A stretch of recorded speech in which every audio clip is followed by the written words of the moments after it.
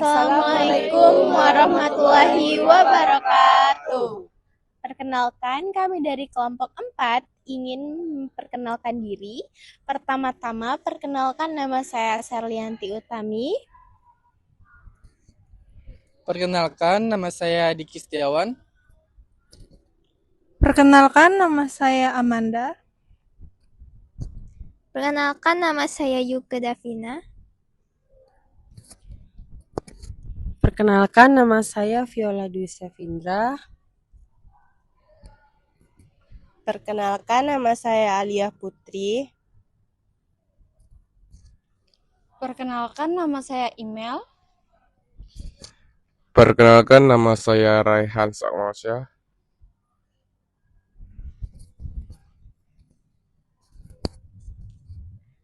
Kami di sini ingin mempresentasikan hasil diskusi kami mengenai arbitrase tentang Laut Cina Selatan.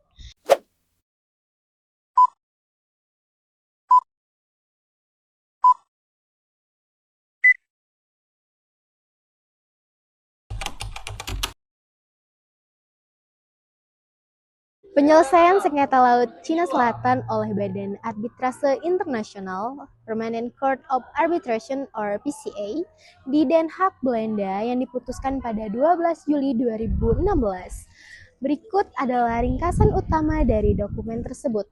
Adapun ringkasan analisis penyelesaian sengketa Laut Cina Selatan oleh Badan Arbitrase Internasional or PCA. Posisi kasus, pihak yang bersengketa yaitu Republik Filipina sebagai penggugat melawan Republik Rakyat Tionghoa sebagai tergugat. Tujuan gugatan, Filipina mengajukan gugatan pada tahun 2013 kepada Mahkamah Arbitrase UNCLOS atau Konvensi Hukum Laut PBB 1982 di Den Haag. Filipina menuduh Cina melanggar kedaulatan Filipina, menangkap ikan dan melakukan reklamasi atau pembangunan pulau buatan di wilayah perairan laut Cina Selatan yang diklaim oleh Cina melalui garis putus-putus atau non-dash line. Dampak Sengketa ini memicu ketegangan bukan hanya antara Cina dan Filipina, tetapi juga melibatkan negara-negara lain di Asia Tenggara seperti Vietnam, Brunei, Malaysia, dan Indonesia. Keputusan dan pertimbangan hakim, dasar hukum. Keputusan hakim Mahkamah Arbitrase didasarkan pada Konvensi PBB tentang Hukum Laut UNCLOS 1982. Temuan utama Mahkamah 1. Klaim histori Mahkamah menyatakan bahwa reklamasi pulau yang dilakukan Cina di perairan tersebut tidak memberikan hak historis apapun kepada pemerintah Cina di luar yang diizinkan oleh UNCLOS. Kedaulatan Filipina, Mahkamah memutuskan bahwa Cina telah melakukan pelanggaran atas hak-hak kedaulatan Filipina dan menyebabkan kerusakan parah pada lingkungan terumbu karang dengan membangun pulau-pulau buatan. Bukti eksklusifnya, Mahkamah menegaskan tidak ada bukti sejarah yang menunjukkan bahwa Cina menguasai dan mengendalikan sumber daya secara eksklusif di Laut Cina Selatan. Izin klaimnya, Mahkamah Arbitrase menyatakan Cina tidak memiliki dasar hukum untuk mengklaim wilayah perairan di Laut Cina Selatan. Status dan respon terhadap putusan. Sifat keputusan. Keputusan Mahkamah Arbitrase bersifat mengikat, namun Mahkamah Arbitrase tidak memiliki kekuatan untuk melakukan pemaksaan atau penegakan. Sikap Cina. Pemerintah Cina menegaskan tidak akan menerima, mengakui, atau melaksanakan putusan tersebut dengan alasan institusi tersebut tidak memiliki yurisdiksi. Dampak reputasi. Jika putusan mahkamah digantungkan Filipina, reputasi Cina berpotensi rusak dan Cina akan dipandang sebagai negara yang mengabaikan hukum internasional.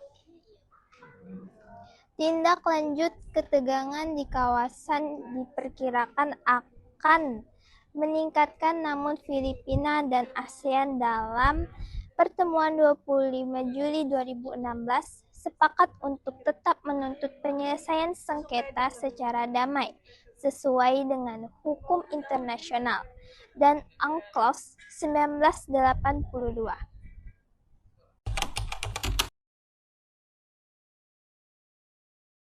Kesimpulan putusan PCA menegaskan bahwa klaim Nendas lain yang diajukan Tiongkok tidak memiliki dasar hukum internasional dan bertentangan dengan UNCLOS 1982 arbitrase. Memutuskan bahwa Tiongkok telah 1. Melanggar hak kedaulatan Filipina di zona ekonomi eksklusif atau ZEE. 2. Merusak lingkungan laut melalui reklamasi dan pembangunan pulau buatan. Dan 3. Tidak memiliki bukti historis maupun hukum untuk menguasai Laut Cina Selatan secara eksklusif. Putusan ini menjadi presiden penting yang memperkuat posisi negara-negara ASEAN dalam menolak klaim sepihak dan menegaskan supremasi hukum laut internasional berdasarkan UNCLOS 1982.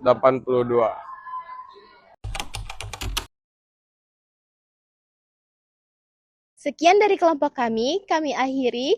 Wassalamualaikum warahmatullahi wabarakatuh.